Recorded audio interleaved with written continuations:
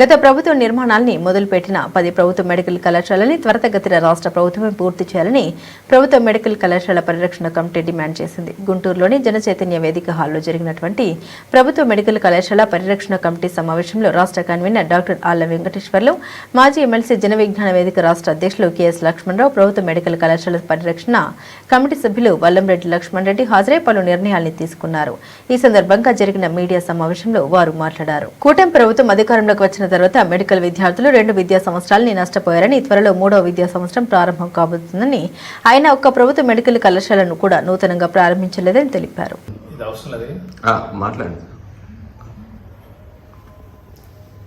Media మిత్రులు నమస్కారం. ప్రభుత్వ మెడికల్ కాలేజీల నిర్మాణాన్ని పూర్తిగా విస్మరించింది. ఈ ప్రభుత్వం వచ్చిన తర్వాత ఇప్పటికే 2 అకాడమిక్ ఇయర్స్ పూర్తయిపోయి మరి 3వ అకాడమిక్ ఇయర్ కూడా త్వరలో అడ్మిషన్ జరగబోతున్నాయి. రేపు మేలో నీట్ ఎగ్జామ్ జరిగిపోతుంది, ఆ తర్వాత మళ్ళీ అడ్మిషన్ జరుగుతుంది. ఈ 3 అడ్మిషన్స్ నాటికి కూడా ఇంతవరకు ఒక మెడికల్ కాలేజీని పూర్తి చేయలేదు. గతంలో రాగానే అదే ఫ్రీ సీట్లు ఇస్తాం అది ఇదే అని చెప్పారు. ఇది పూర్తిగా వైద్య రంగాన్ని పూర్తిగా విస్మరించినటువంటి పరిస్థితి. పీపీపీ అన్నారు, దానికి ఎక్కడ స్పందన లేదు, ఎవరు వచ్చిన పరిస్థితులు లేదు. ఇవాళ పీపీపీకి వచ్చే అవకాశం కూడా లేదు. ఎందుకంటే ఈ సంవత్సరం మనం మెడికల్ అడ్మిషన్స్ పరిశీలించే స్థాయిలో పీజీ మెడికల్ అడ్మిషన్లు తీసుకుంటే కొన్ని వేల సీట్లు, పేమెంట్ సీట్స్ అన్ని కూడా మిగిలిపోయాయి. కాబట్టి రేపు పీపీపీకి ఇచ్చినా కూడా ఈ పేమెంట్ సీట్లో ఎవరు కూడా వచ్చి జాయిన్ అయ్యే పరిస్థితి ఇవాళ పూర్తిగా ఏంటంటే డిమాండ్ తగ్గిపోయింది మెడికల్ సీట్లకి.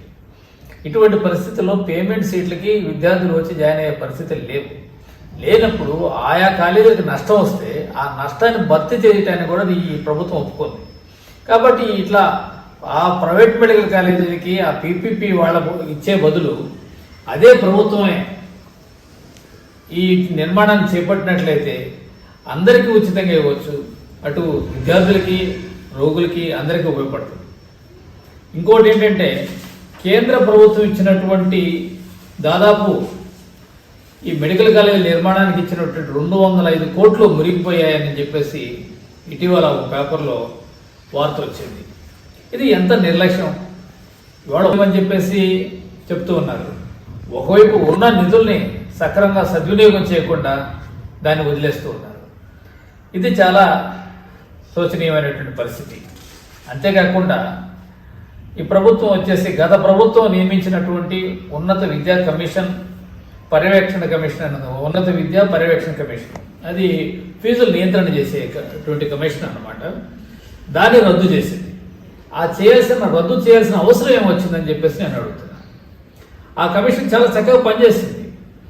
అంతకుముందు బి కేటగిరీ సీటుకి 24 నుంచి 25 లక్షలు ఉండే బి కేటగిరీ సీటు వీళ్ళు జస్టిస్ ఈశ్వరయ్య గారు చైర్మన్గా ఆ కమిషన్ నియమించిన తర్వాత వారు కాలేజీల యొక్క ఆదాయ వ్యయాలను లెక్కించి 8 లక్షలని చేశారు. 25 లక్షల సీట్ని 8 లక్షలకి ఇప్పించగలిగారు. గత 5 సంవత్సరాల నుంచి కూడా అదే విధంగా నడుస్తుంది. 5-6 సంవత్సరాల నుంచి మనకి 8 lakhsకి మనకి సీట్ వస్తుంది బి కేటగిరీ సీటు.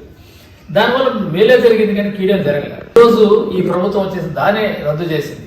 దాన్ని రద్దు చేయడం వల్ల రేపు ఈ ప్రైవేట్ మెడికల్ కాలేజీలు కానీ ఇంజనీరింగ్ కాలేజీలు కానీ విచ్చలవిడిగా రేట్లు పెంచేదానికి అవకాశం ఉంది. కాబట్టి ఈ యొక్క ప్రజా వ్యతిరేకమైనటువంటి నిర్ణయాలు తీసుకోవడం అనేది సమంజసం కాదని చెప్పేసి ఈ సందర్భంగా తెలియజేస్తున్నాను.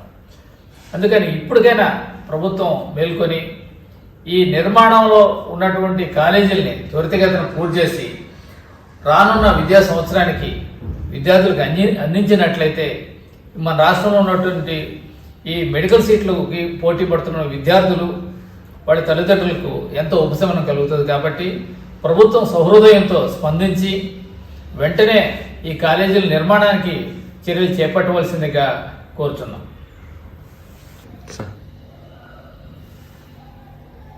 ఆంధ్రప్రదేశ్ ప్రభుత్వం 10 నూతన మెడికల్ కాలేజీలు పీపీపీ పద్ధతిలో నిర్మించాలని ఆలోచించడం మనందరికీ తెలిసింది.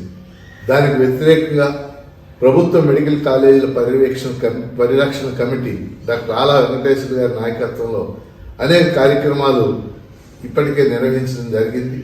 అనేక మెడికల్ కాలేజీలు మార్కాపురం, అమలాపురం, పాలకొల్లు తదితర మెడికల్ కాలేజీలు సందర్శించి కూడా అక్కడ ఎంతవరకు పనులు పూర్తయినాయి, ప్రభుత్వం ఏ విధంగా పూర్తి చేయడంలో నిర్లక్ష్యం వహిస్తుంది, ఇవన్నీ కూడా పౌర సమాజం దృష్టికి తేవటం జరిగింది.